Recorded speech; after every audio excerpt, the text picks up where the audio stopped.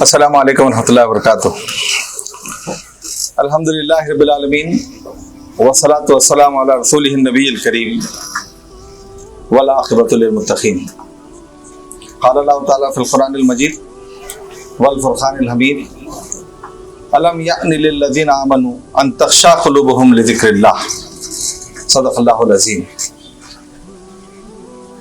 قابل احترام بزرگوں، میرے عزیز نوجوان ساتھیوں، ماؤں، بہنوں، بیٹیوں، مجھے یہ آیت بہت پسند ہے جو بعض وقت خود اپنے آپ کے لیے میں پڑھتا ہوں کہ جب اللہ ہم کو نظر آ جاتا ہے، جب کبھی اس کی مدد ہمیں اچانک ملتی ہے، بے تحاشا آنکھ سے آنسو نکل جاتے ہیں کہ اگر اللہ نہیں ہوتا تو میں یہ کام نہیں کر سکتا۔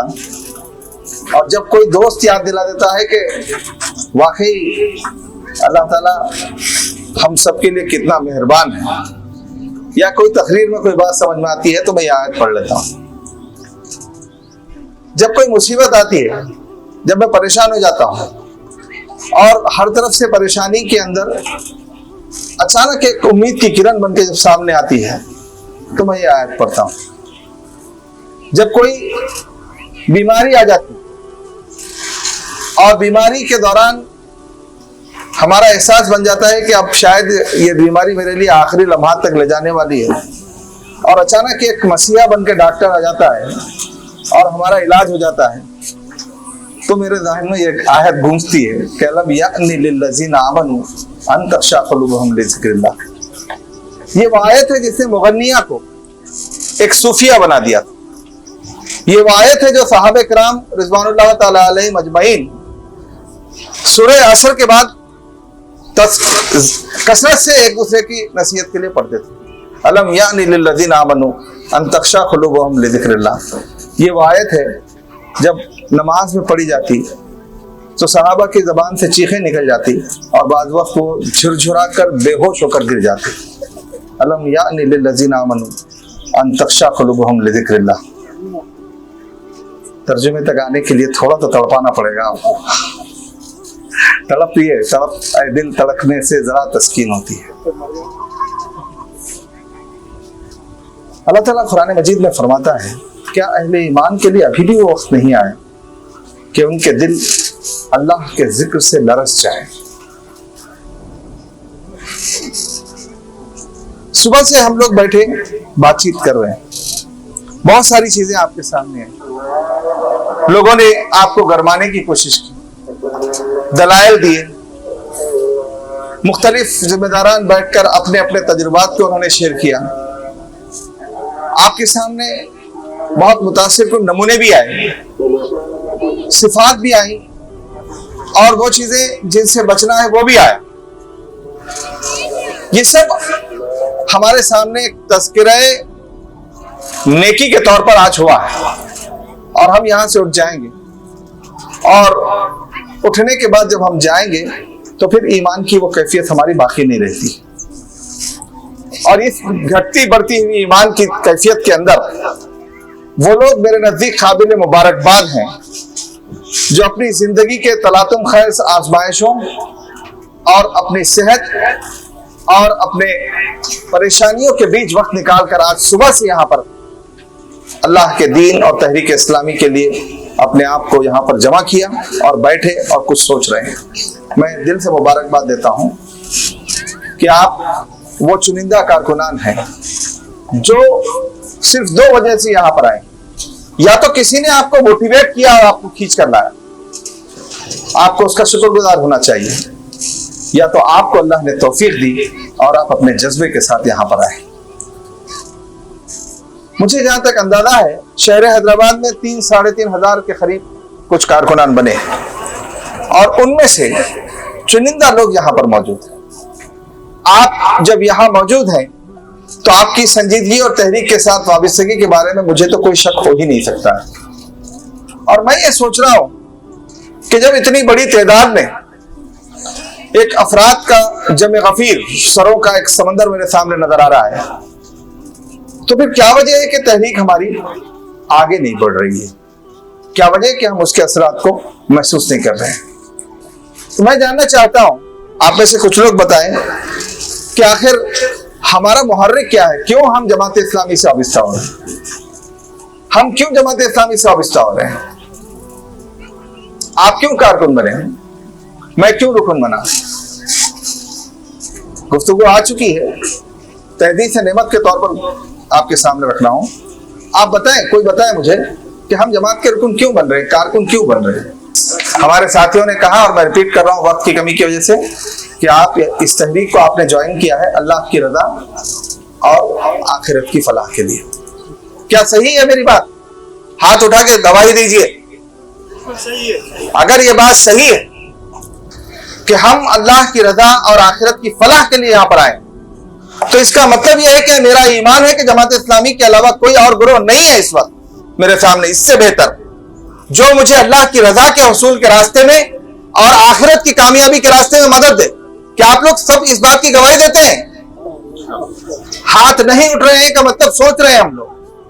یہ ہے اصل مسئلہ. یہ میرا ماننا یہ ہے کہ کہیں نہ کہیں اس میں جو رکاوٹ آ رہی ہے، ہماری بہن نے بہت صحیح کہا تھا آخری بات جو انہوں نے کہی، کہ اس محرک کو رکھنے کے بعد تو کوئی سوال ہی نہیں ہے کہ ہم کہیں پر رکیں. اگر میرا یقین ہو کہ ایک گروہ ہے جس میں جانے کے نتیجے میں مجھے اللہ کی رضا حاصل ہونے کے معاملے میں مدد مل سکتی ہے، اکیلا شیطان کا شکار ہو جاؤں گا میں، اور اس وقت کوئی گروہ ایسا نہیں ہے جو اس سے بہتر انداز میں مجھے اس راستے میں مدد کرے، وہ جماعت اسلامی ہے، تو کوئی ممکن ہی نہیں ہے کہ میں اکیلا ہوں اس کے اندر. میں تڑپوں گا اپنے پورے خاندان کے لیے.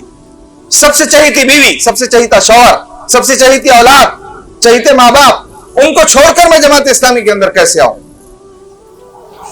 ایک اندر سے آواز آئے گی، اندر سے آواز آئے گی کہ جس راہ کو میں نے چنا ہے یہ راہ میرے لیے 100% اطمینان کی بات ہے کہ اس سے بہتر کوئی نہیں. میں یہ نہیں کہوں گا کہ جماعت اسلامی 100%، لیکن میں یہ ضرور کہوں گا کہ اگر میں جماعت اسلامی کا رکن بنا ہوں تو مجھے اس بات کا کامل یقین ہے، 100% یقین ہے کہ موجودہ صورتحال میں جماعت اسلامی سے زیادہ بہتر کوئی گروہ نہیں ہے جو میری مدد اللہ کی رضا اور آخرت کی فلاح کے راستے میں کر سکے. اور اگر یہ ہماری بات ہے تو پھر کیا رکاوٹ ہے؟ ہم کیوں اٹک رہے ہیں؟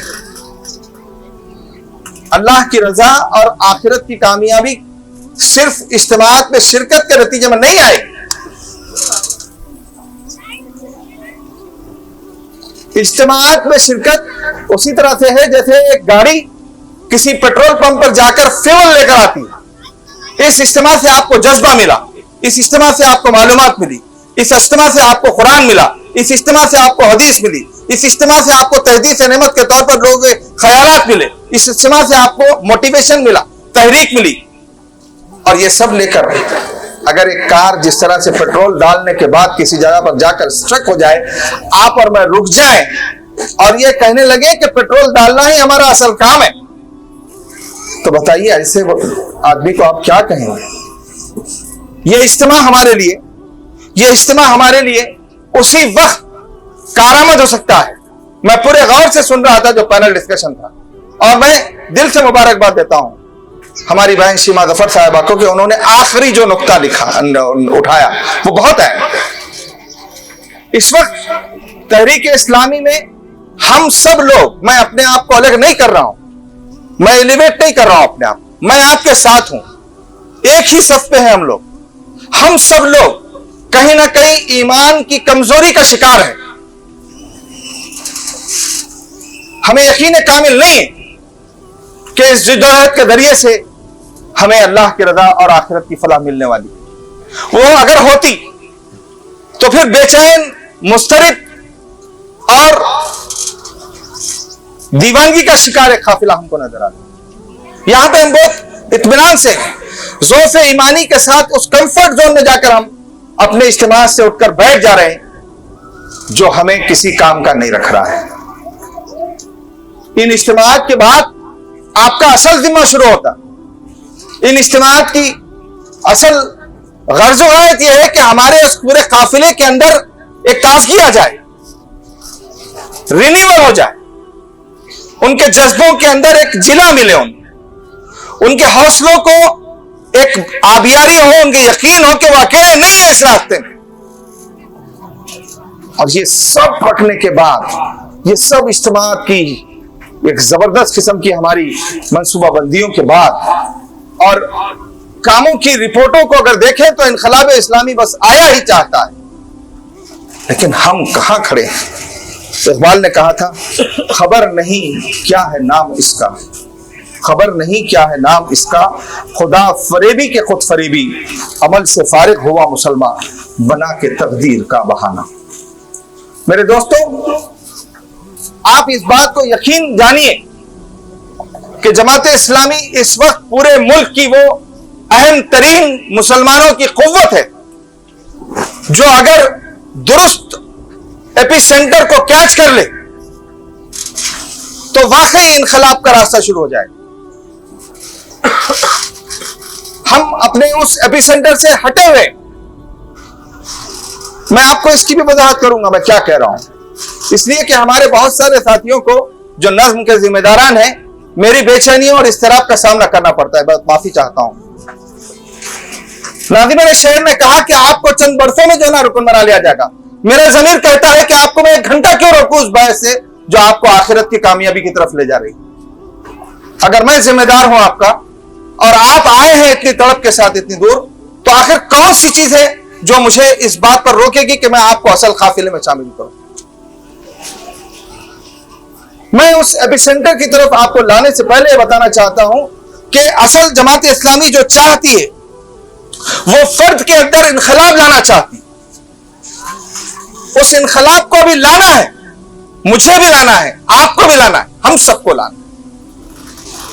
ہماری ذات بحیثیت رکن جماعت، بحیثیت کارکن اس انقلاب کی تمنا میں ابھی تڑپ رہی ہے،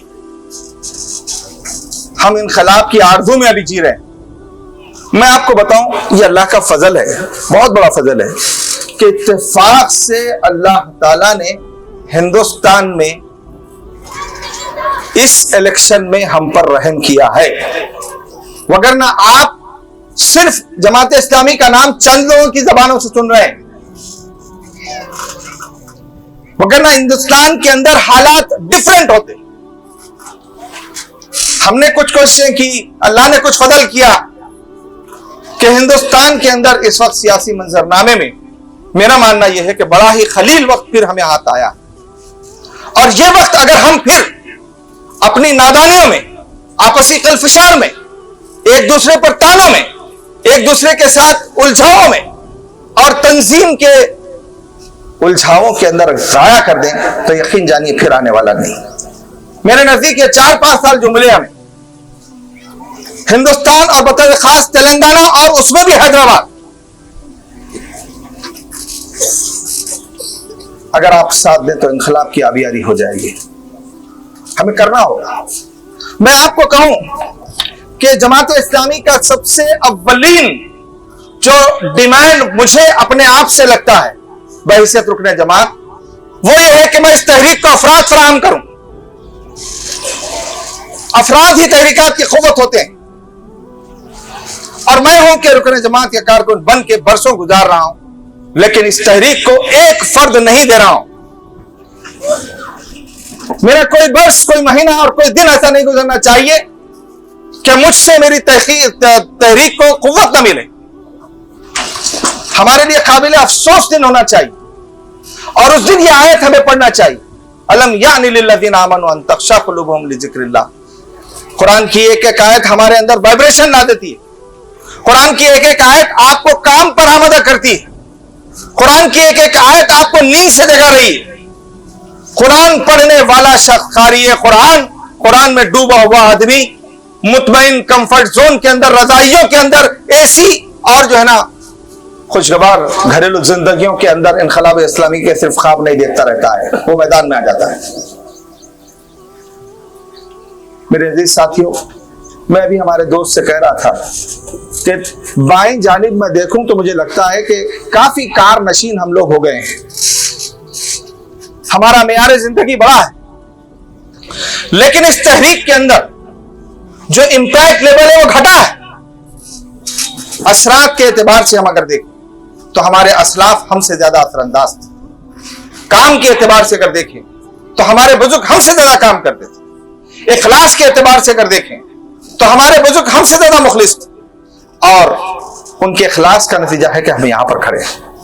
میرے ساتھیوں، میں آپ کو بحیثیت کارکن اس نقطے کی طرف لانا چاہتا ہوں جو گزشتہ 1 مہینے سے مستقل مجھے مسترد کیے ہوئے، میں اپنے خاص غور و فکر کے اندر آپ کو شریک کرنا چاہتا ہوں، جس نے راتوں کی نیند مجھ سے جانا چھینی۔ وہ یہ ہے کہ افراد جہاں پائے جاتے ہیں وہاں جماعت اسلامی کیوں نہیں ہے؟ ہمارا ایپی سینٹر کیوں ہٹا ہوا ہے؟ آپ سوچیں، تحریکات جن کے لیے افراد ہی اصل اس کی قوت اور اس کا فیول ہوتے ہیں، ہم افراد کے اصل جمگھٹوں اور ان جگہوں سے کیوں دور ہیں؟ ہم دیکھتے ہیں کہ امام حسن البنا شہید رحمت اللہ علیہ نے ان مقامات کو تلاش کیا جہاں افراد پائے جاتے ہیں، اچھے ہو یا برے، افراد پائے جاتے ہیں، انسان پائے جاتے ہیں۔ جب ان کے قریب ہم جائیں گے تبھی تو ان کو یعنی تحریک کے لیے مفید بنا پائیں گے۔ میں نے اپنے غور و فکر میں 4 ایسے علاقے کھوجنے کی کوشش کی ہے جہاں افراد پائے جاتے ہیں، اور آج میں شریک کر رہا ہوں۔ سب سے عظیم مقام جو ایک مسلمان کی حیثیت سے افرادی قوت کو مجتمع کرنے کا ہے وہ مسجد، اللہ کی عبادت کے مقامات، عبادت کے مقامات۔ اور دیکھیے کہ ہم کتنا مسجد سے اٹیچڈ ہیں، میں زیادہ اس پر تفصیل میں نہیں جانا چاہوں گا۔ ہمیں منصوبہ بنانا چاہیے، ہمیں ان افراد کی جگہوں تک پہنچنے اور وہاں سے میگنیٹک انداز میں افراد کو تحریک کے لیے کھینچنے اور تیار کرنے کے منصوبے بنانا چاہیے۔ عبادت گاہوں کے قریب اگر تحریک نہ رہے اور عبادت گاہوں سے میگنیٹک انداز میں مقناطیسی کشش کے ساتھ افراد کو اگر نہ کھینچے تو میں سمجھتا ہوں کہ اسلامی تحریک کو تو کوئی جواز ہی نہیں۔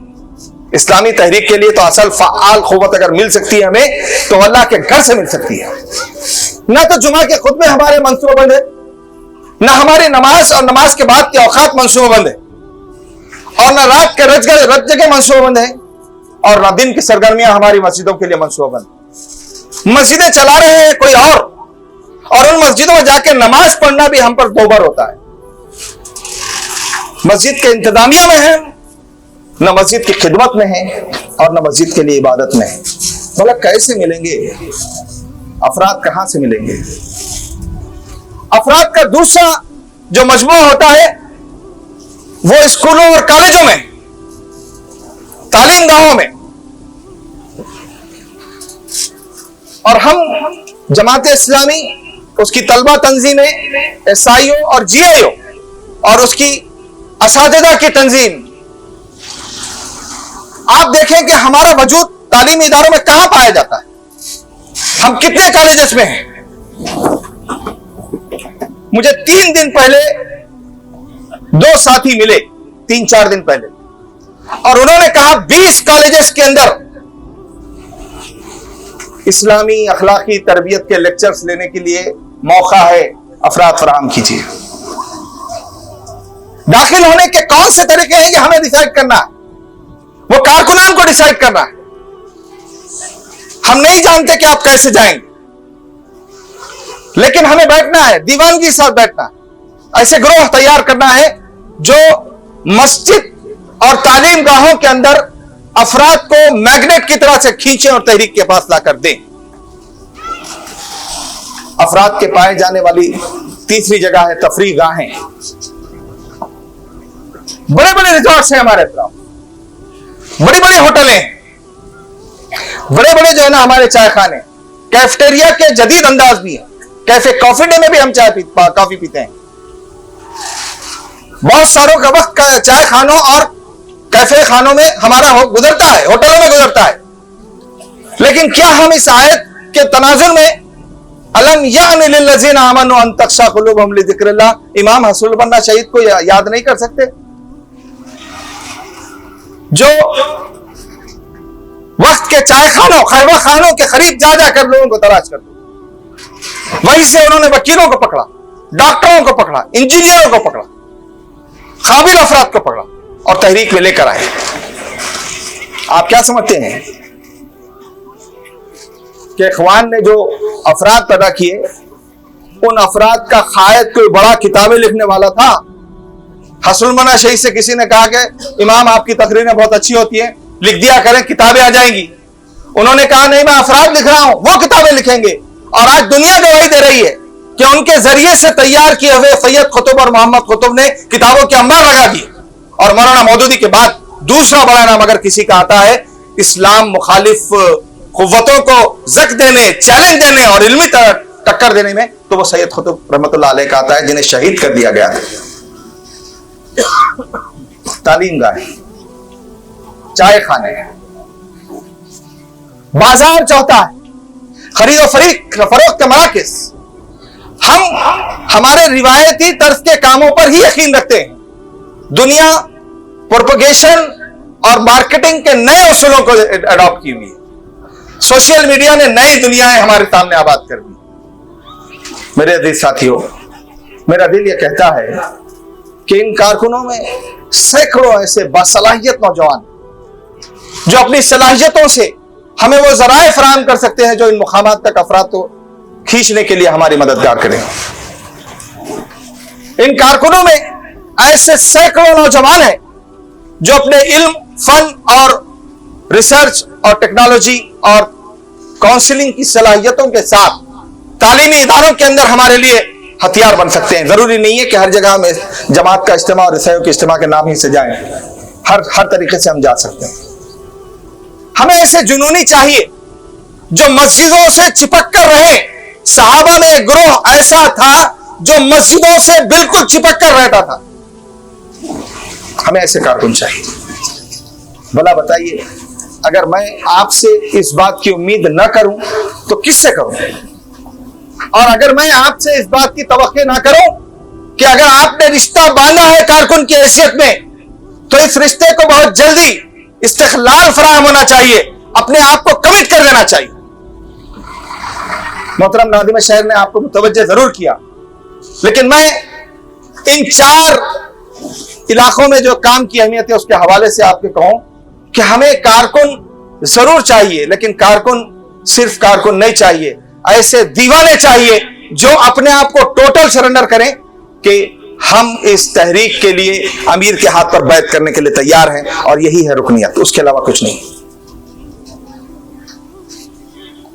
ہمارے ایک ساتھی نے ابھی پینل ڈسکشن میں کہا، رضوان نے دفعہ 8 کا تذکرہ کیا، میں آپ کے سامنے رکھتا ہوں۔ رکنیت کے جو بنیادی شرائط، 8 شرائط، ہمارے پاس اگر پوچھا جائے تو 2 باتیں کہتے ہیں ہم: مطالعہ اور اجتماعات میں شرکت، نظم کی پابندی۔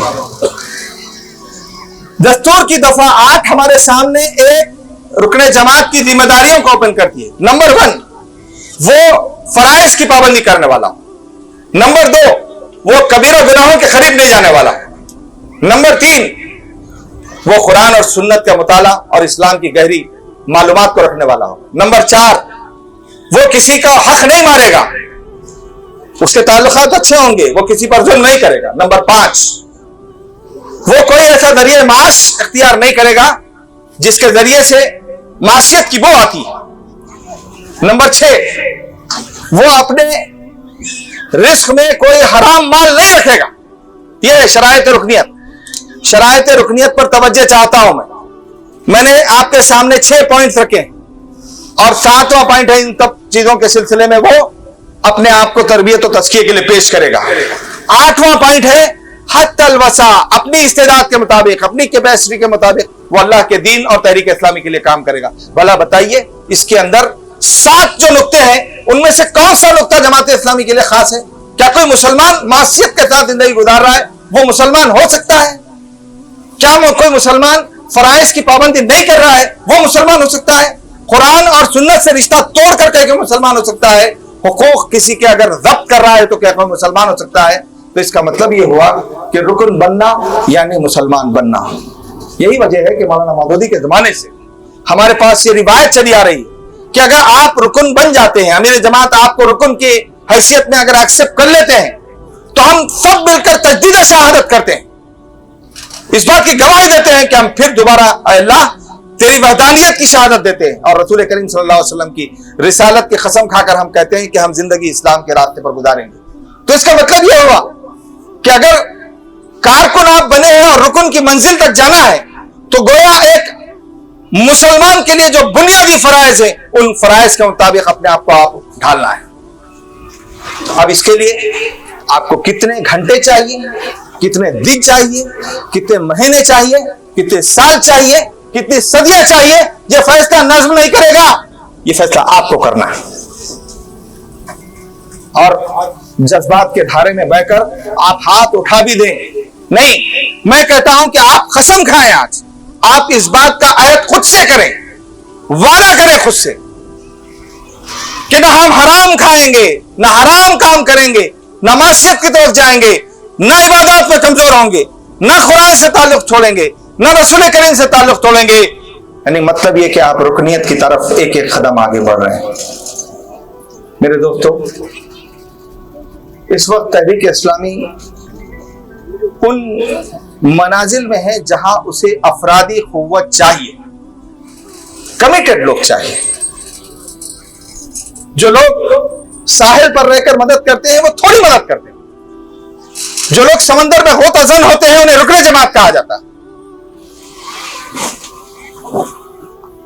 आप दूर रहकर तहरीक का काम करेंगे, जवाब हम सभी देते हैं, अरे मैं कर रहा हूं ना भाई काम जमात का काम कर रहा हूं, या वक्त नहीं है मेरे पास, या मैं बहुत परेशान हूं। ये बहाने असल बहाने नहीं है। असल बहाने ये है कि मैं मासियत की राहों में पकड़ा जाना नहीं चाहता हूं, मैं इबादत के अंदर कमजोर हूं तो पकड़ा जाना नहीं चाहता हूं, मैं कुरान और सुन्नत से वैसा जुड़ा हुआ नहीं बनना चाहता हूं। कहीं ना कहीं कंफर्ट जोन में शैतान, दुनिया, रिश्तेदार, आल औलाद, ये हमारे सामने मुसीबत बनकर खड़े हो जाते हैं। मेरे दोस्तों, दुनिया के ऊपर और क्या इससे ज्यादा आपको नसीहत होना चाहिए। कोविड-19 ने आपके सामने आकर दुनिया की हकीकत को बता दिया, और क्या होना चाहिए। मैं कहता हूं, मुझे मरहूम भाई अब्दुल्ला जावेद की याद दिला दी आज इमाद भाई ने। जब वो तस्करा अपने भाई का कर रहे थे तो मुझे जावेद अब्दुल्ला याद आ गए। जावेद अब्दुल्ला का एक ही जुमला मुझे बहुत तड़पाता, आज भी तड़पाता रहता है। वो जब एसआईओ से रिटायर्ड हुए तो जुनून के साथ वो शहर में अपने नज्म के साथ कामों में लग गए। अगर आज वो होते तो शायद मुझसे आगे की मंजिलों पे होते। मैंने उनसे कहा, जावेद भाई आपकी मईशत कमजोर है, आपके घर में काफी जिम्मेदारियां हैं, छोटे छोटे बच्चे हैं, आप क्यों फौरी तौर पर जाकर जमात में एक्टिव हो गए। उन्होंने कहा, खालिद साहब मुझे लगता है कि मेरी जिंदगी बहुत मुख्तसर है और मैं नहीं चाहता हूं कि इसका कोई लम्हा भी जाया करूं। और यकीन जानिए 1.5-2 साल के अंदर उनका इंतकाल हो गया। हम में से किसकी जिंदगी क्या है, किस तमानियत में हम अपने आप को दूर करें। मैं आपसे इल्तिजा करता हूं कि आप आगे बढ़िए, अपना मंसूबा बनाइए। 1 महीना, 2 महीने, 3 महीने, 4 महीने, 5 महीने, 6 महीने। आप जाकर अमीर मुकामी से पूछेंगे क्या शराइत हैं, तो वो जो बताएंगे ना, उसमें कोई ऐसी चीज नहीं है जो आप नहीं कर सकते। अक्सर लोग तो यहां बैठे हुए जो हैं 20-20, 25-25 साल से तहरीक इस्लामी से वाबस्ता घरों से ताल्लुक है। और मैं आपको यह बात भी बहुत ही संजीदगी के साथ कहता हूं, बुजुर्गों को खास तौर पर कहूंगा कि अगर आप अपने नौजवानों की फिक्र नहीं करेंगे, उनकी गर्दनों में बैत का खलादा नहीं डालेंगे, उन्हें जमात से वाबस्ता नहीं करेंगे, तो याद रखिए इस वक्त दुनिया बड़े फितनों की तरफ आगे बढ़ रही। इस वक्त इस्लाम को किसी मजहब और दीन से जो है ना चैलेंज नहीं है। 21वीं सदी में कंपैरेटिव रिलीजन कोई मौजू नहीं रहा। 21वीं सदी में इस वक्त 2 फितने हैं जो हमारी नौजवान नस्ल को खा ले रहे। और दिल पे हाथ रखकर सोचे तो हमारे अतराफ, हमारे अरकान के घरों में आपको दोनों फितने नजर आते हैं। एक फितना वो है जिसमें दीन बेदारी पैदा हो रही, दीन से बेदारी, बिल्कुल अनटोल्ड एथीज्म, गैर मौलिना इल्हाद। हमारे बच्चों को नमाजों की तरफ मुतवज्जे करना, दीन की तरफ लाना, मुताले की तरफ मुतवज्जे करना, कुरान पढ़ाना किस कदर मुश्किल काम है आप जानिए। اس لیے کہ دنیا پوری ان کے سامنے عیش و عشرت اور مستی کے سامنے کھڑی ہوئی ہے. جن کالجوں اور جن اسکولوں میں ہم ان کو پڑھا رہے ہیں وہ ہماری فکر سے بالکل 180 ڈگریز پر ہیں, اور جن محلوں کے اندر وہ رہتے ہیں ایسے آوارہ دوست ان کے اطراف کھڑے ہوئے ہیں جو انہیں شکاری کی طرح, شکرے کی طرح سے جو ہے پکڑنے کے لیے تیار ہے, اور شیطان اپنے جال بچھا رہا ہے. تو دنیا کی چمک میں باپ ATM اور ماں خدمت گزار بن گئی. ان کی شخصیت کے ارتقاء کے اوپر توجہ نہ رہنے کا نتیجہ یہ ہے کہ وہ ہمارے ہاتھوں سے نکل رہے ہیں. کئی گھر ہیں ایسے. دوسرا فتنہ یہ ہے کہ ہمارے بچے انتہا پسندی کا شکار ہو رہے ہیں. الحاد اور انتہا پسندی, یہ دو فتنے ہیں جو ہمارے گھروں میں. ہمارے بچے انتہا پسندی کا شکار ہو, لایانی قسم کے افکار اور دین کے جزیات کے نام پر وہ جس قسم کے ایکسٹریمسٹ خیالات کے ساتھ آگے بڑھ رہے ہیں اس کی نظیریں آپ کو نئے شہر کے اندر بھی نظر آ جائیں گی, پرانے شہر کے اندر بھی نظر آ جائیں گی. اور ایسے میں اگر ہمارے غافل باپ بن کر اور میری بیوی اگر غافل ماں بن کر ہے تو پھر ہمارے بچے ہماری فکر کو چھوڑ کر دوسرے افکار کے گرویدہ بن رہے. کوئی بڑی بات نہیں ہے. میں آپ کو ہی نہیں, آپ سب سے اپیل کرتا ہوں کہ اپنی اولادوں کے گردنوں میں تحریک اسلامی کی بیعت کا خلادہ ڈال دیجیے. چاہے آپ کو پسند ہو نہ پسند ہو, انہیں تعلیم کا بہانہ مت دیجیے, کم عمری کا بہانہ مت دیجیے. انہیں ایک ایسے مرکزے سے جوڑ دیجیے کہ اگر کوئی منفی قوت ان کو کھینچنے کے لیے اگر آئے تو اس تحریک کے ساتھ وابستگی کا یعنی فائدہ آپ کو اپنی آنکھوں سے نظر آئے گا. میں نے اس 1 سوا سال 1.5 سال کے اندر قریباً 1200 انٹرویوز لیے, اور 158 ہمارے نوجوان جو اسلامی تحریک سے وابستہ تھے وہ سودی قرض کے اندر مبتلا. ہم ان کو ترک نہیں کر رہے, ان کو پاک کر ان کو اندر لانے کی کوشش کر رہے ہیں. لیکن کیا یہ دکھ کا مقام نہیں ہے کہ بیعت کا خلادہ اگر اس لڑکے کے گردن میں نہیں ہے جو عیسائیوں کا ممبر تھا یا جیو کی ممبر تھی تو وہ سود کی طرف چلا جاتا ہے, وہ دنیا کی طرف چلا جاتا ہے, دوسرے افکار سے متاثر ہو رہا ہے. تو ایسے میں آج اس کنونشن کے حوالے سے حیدرآباد کے ذمہ داروں کے ضمیر کو میں بالکل جھنجھوڑنا چاہتا ہوں, چاہے وہ ناظم شہر ہو یا عمرائے مقامی ہو. خدا کے لیے ہمارے نوجوانوں کی حفاظت کا حصار بنیے. ایک غلط آدمی قافلے کے اندر آ جائے تو جتنا نقصان ہوتا ہے اتنا ہی نقصان ایک اچھا آدمی اس قافلے سے چھوٹ جائے تو ہوتا ہے. آپ اپنے نوجوانوں کے لیے راستہ بنیے, دیوار مت بنیے.